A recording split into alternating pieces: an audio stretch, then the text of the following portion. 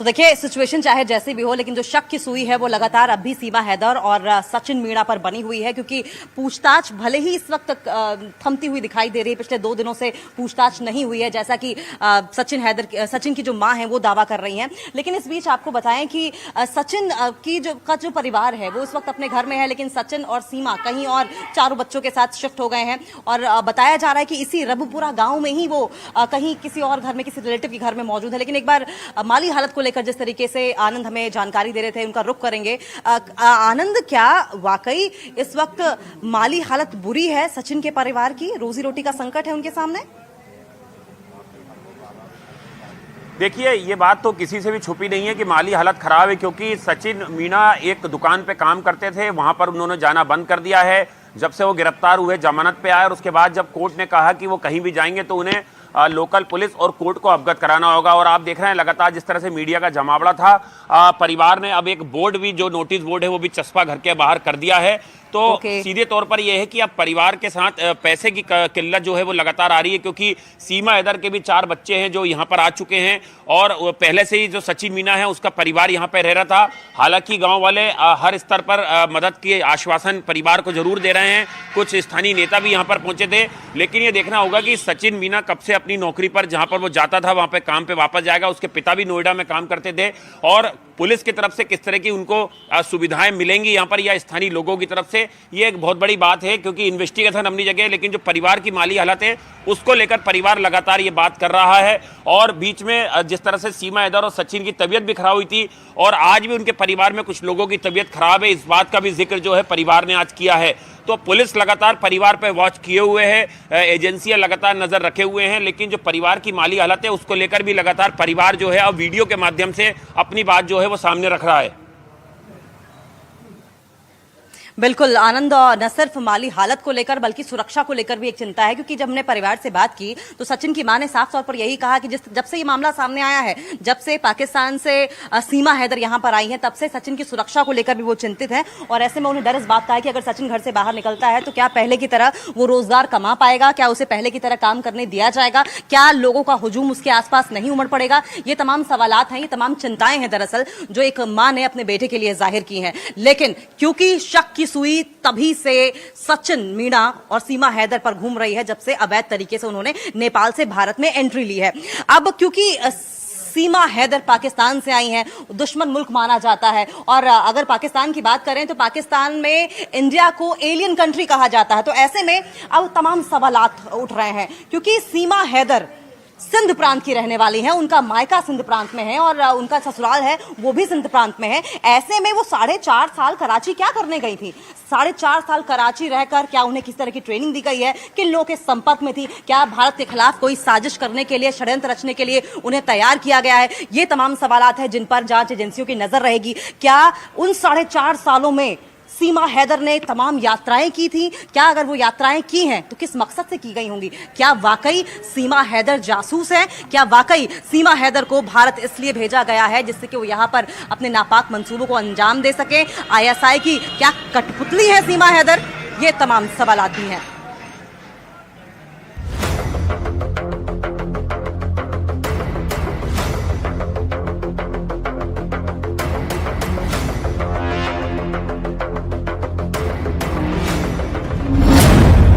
कराची में सीमा ISI agent से मिलती थी।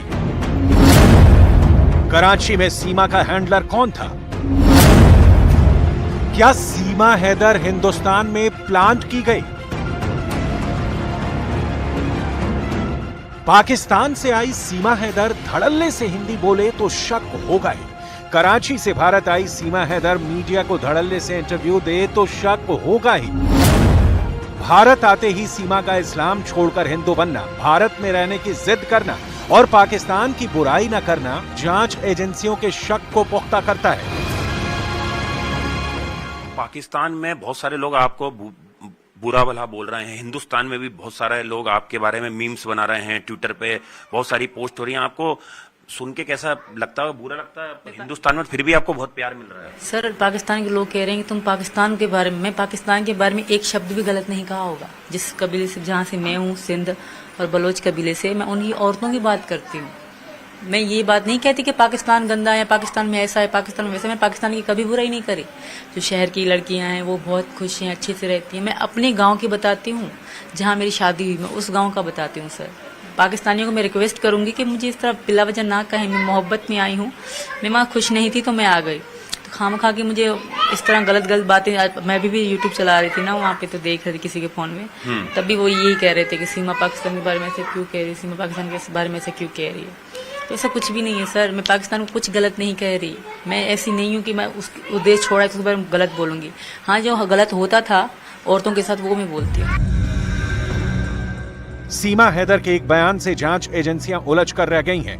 पूछताछ के दौरान सीमा हैदर ने बताया कि पति गुलाम हैदर के बिना उसने करीब 4.5 साल तक कराची में गुजारा। इस नई थ्योरी के बाद जांच एजेंसियां उलझ कर रह गई हैं। अब जांच एजेंसियां सीमा हैदर का कराची कनेक्शन तलाश रही हैं, क्योंकि सीमा हैदर से पूछताछ के दौरान उसके पाकिस्तान के कई अलग अलग इलाके में रहने की जानकारी मिली है। सूत्रों के मुताबिक सीमा हैदर से अब उसके पाकिस्तान में सिंध प्रांत और कराची से जुड़े सवाल पूछे जा रहे हैं कि सीमा कितने दिन सिंध में रुकी थी और किसके घर में थी, वहीं कराची में किसके संपर्क में वो रही थी। सीमा पर शक इसलिए गहरा रहा है क्योंकि कराची में वो गुलाम हैदर के बिना तकरीबन 4.5 साल रही है। क्या कहीं सीमा ISI का प्लांट तो नहीं?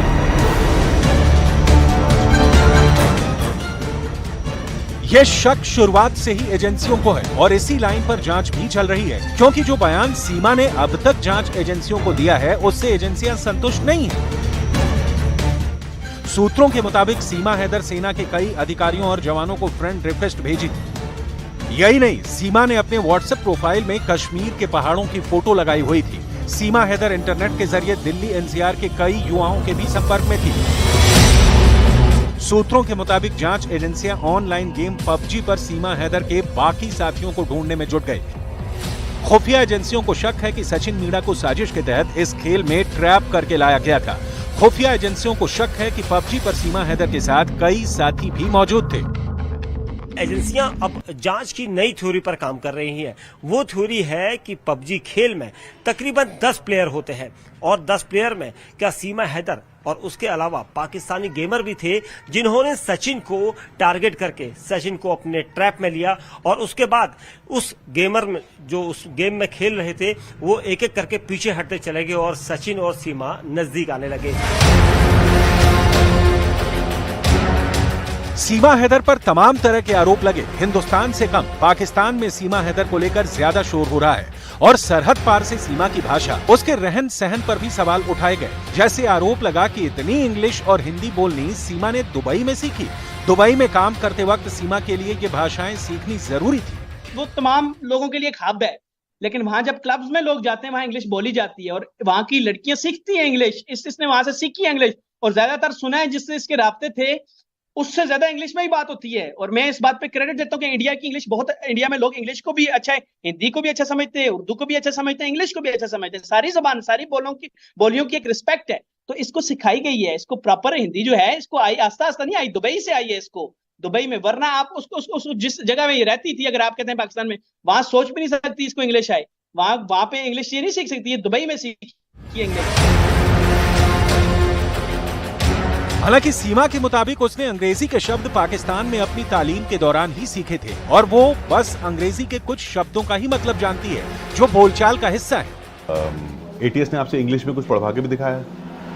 सर जैसे 2-3 चीज़ें होंगी, ऑलवेज हो गया, आसान लफ्ज़ों के मुझे मतलब पता है, पूरी अंग्रेजी मुझे नहीं पता। जैसे ऑलवेज हो गया मतलब हमेशा, जैसे गुड हो गया कि सही, इस तरह चीज़ें मुझे पता है वो मैं बोल भी लेती हूँ। इसका ये मतलब नहीं कि मैं पूरी अंग्रेजी पढ़, अगर आप लिखा पेन से लिखा हो मुझे अंग्रेजी देंगे मैं नहीं पढ़ पाऊँगी। हाँ, अलग अलग जो शब्द होते हैं मैं उनको समझ सकती हूँ, बस समझ है मुझे। तो कैसे सीखा आपने? मतलब ये मैं पढ़ाई कर गई सर गाँव में। अच्छा। हमारे सरकार की तरफ से ही पढ़ाया गया था सर, मैंने वहीं से पढ़ा। और मेरा मैं होशियार थी सबसे, हम तीनों बहनें 5 ही पढ़ी, ज़्यादा नहीं पढ़ी, पर हमको समझ है। फिलहाल सीमा हैदर पर जांच एजेंसियों का शिकंजा कस चुका है। सीमा अभी किसी सेफ जगह पर है जहां एजेंसियां उससे कराची की डिटेल खंगालने की कोशिश कर रही हैं।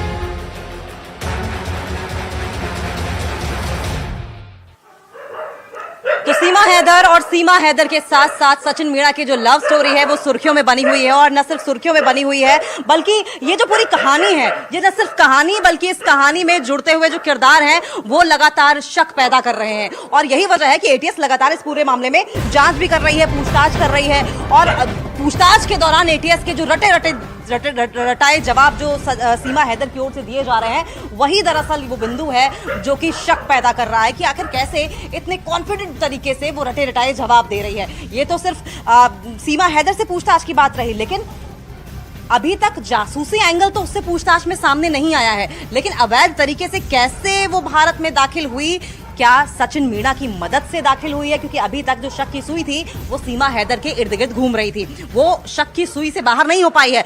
सचिन मीणा और शक के घेरे में आ गया है, और अब सचिन ने किस तरीके से सीमा हैदर की मदद की है, भारत में अवैध तरीके से दाखिल होने को लेकर किस तरीके से दस्तावेजों को लेकर मदद की है, इसको लेकर भी अब जांच एजेंसियां जांच कर रही हैं।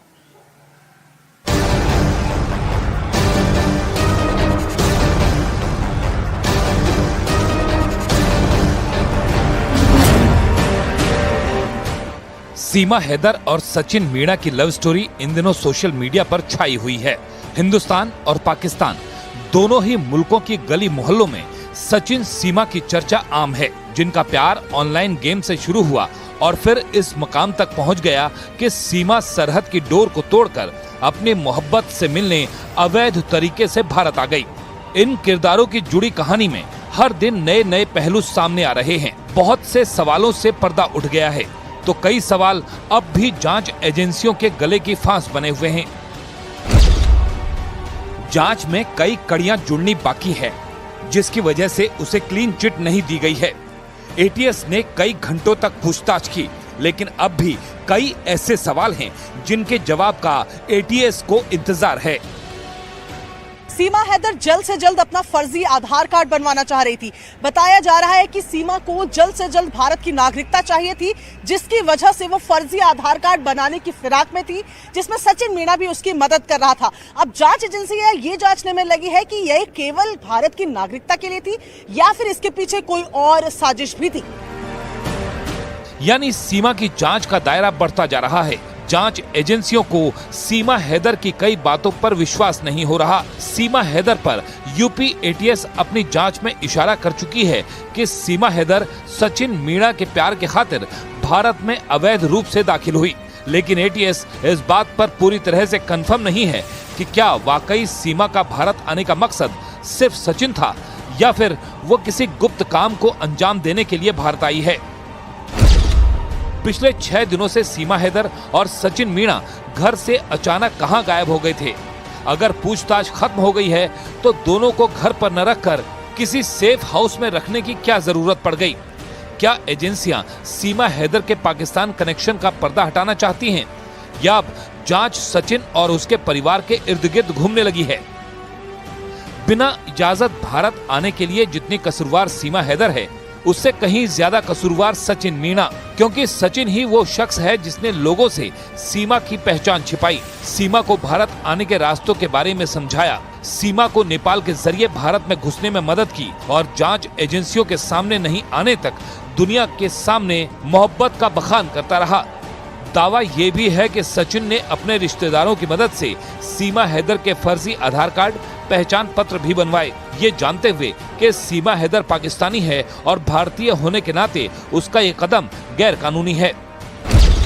सचिन मीणा ने बुलंदशहर में अपने रिश्तेदारों की मदद से सीमा हैदर का आधार कार्ड बनवाया था, पहचान पत्र में छेड़छाड़ कराई थी और लोगों से सीमा हैदर की पहचान छिपाई थी। इसकी तैयारी सचिन ने मई में ही शुरू कर दी थी। अब सीमा हैदर अपनी इस गलती को स्वीकारती हैं और भारत सरकार से उन्हें भारतीय नागरिकता देने की अपील कर रही हैं।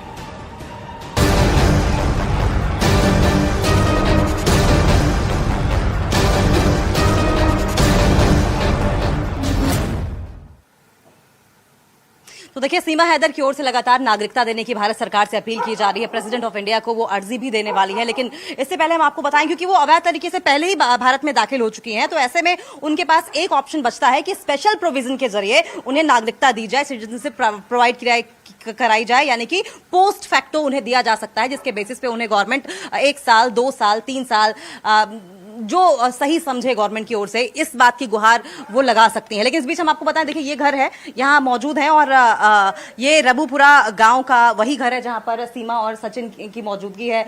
सर आप बात करेंगे क्या? नहीं करेंगे? सीमा है क्या सचिन यहाँ पे? नहीं है। तो देखिए यहाँ पर सुबह से ही लगातार दरवाजा बंद था, अब जाके दरवाजा खुला है क्योंकि लाइट चली गई थी दरअसल और गर्मी की वजह से लोग परेशान थे। तो यहाँ पर अब जाकर उन्होंने दरवाजा खोला है और दरवाजा खोलकर थोड़ी सी हवा लेने की कोशिश कर रहे हैं। हालांकि परिवार पूरी तरीके से अनकंफर्टेबल है लोगों से बातचीत करने को लेकर और लगातार नाराजगी जता रहा है कि हम परेशान हो रहे हैं। लेकिन एक बात तो साफ है कि सचिन और सीमा कम से कम यहाँ नहीं है, लेकिन रबुपुरा के इसी गांव में किसी घर में उनकी मौजूदगी है, ये भी तय है। और सचिन की मां ने इस बात को पुख्ता किया है। लेकिन एक बार फिर से हम हमारे सहयोगी आनंद का भी रुख कर लेंगे। आनंद, भले ही जासूसी एंगल अब सामने नहीं आ रहा है, लेकिन उसके बावजूद शक जो है वो अब भी कम नहीं हुआ है। और कम इसलिए नहीं हुआ है क्योंकि सिंध प्रांत में मायका और ससुराल होने के बावजूद वो कराची क्या कर रही थी? देखिए अंकिता, जांच बिल्कुल अपनी जगह, लेकिन ये लक्ष्मीबाई जो मोहल्ला है रघुपुरा का, ये पूरे इंटरनेशनल लेवल पर फेमस हो गया। देखिए अभी यहाँ पर 40 किलोमीटर दूर से दो लोग हैं, वो केवल सीमा हैदर को यहाँ पर देखने आए। आप कहाँ से आए? हम सिकंदराबाद से आए जी। किस लिए आए यहाँ पर? हम सीमा हैदर को देखने के लिए आए। केवल देखने? नहीं, उनसे मिलने के लिए भी आए। तो आप भी मिलने आए? हाँ जी। तो मिल पाए?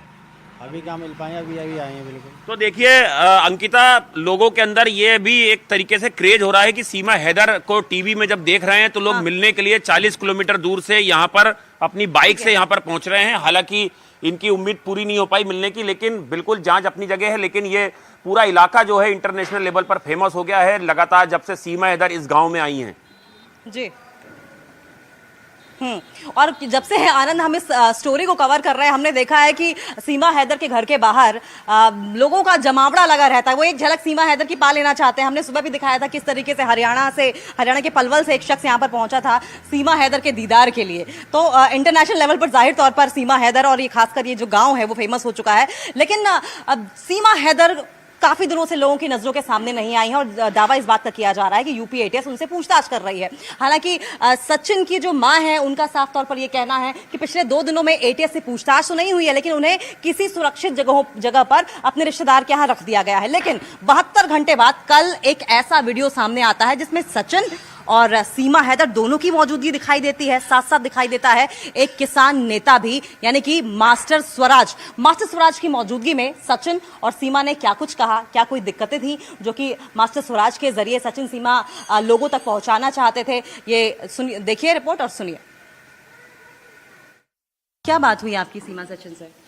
उनके जो आर्थिक तंगी में तो वो हैं ही, गरीब परिवार है, पीछे से भी ये गरीब थी, यहाँ भी गरीबी में आई है और खाना कमाना उनका कुछ है नहीं और चारों तरफ से उनको घेरा हुआ है, तो इस समय उनको आर्थिक तंगी से। सचिन और सीमा जिनके घर में रह रहे हैं, क्या वहीं खाना पीना है सब कुछ? हाँ, वहीं खाना पीना है। और सोने के लिए? और सोने के लिए रात को अबार सवार अपने घर पे आते होंगे या वहीं सो जाते होंगे। पाल जी ने काम पर जाना शुरू कर दिया? नहीं, अब आज कल से चले जाएंगे, मैंने कह दिया आप काम पर जा सकते हैं।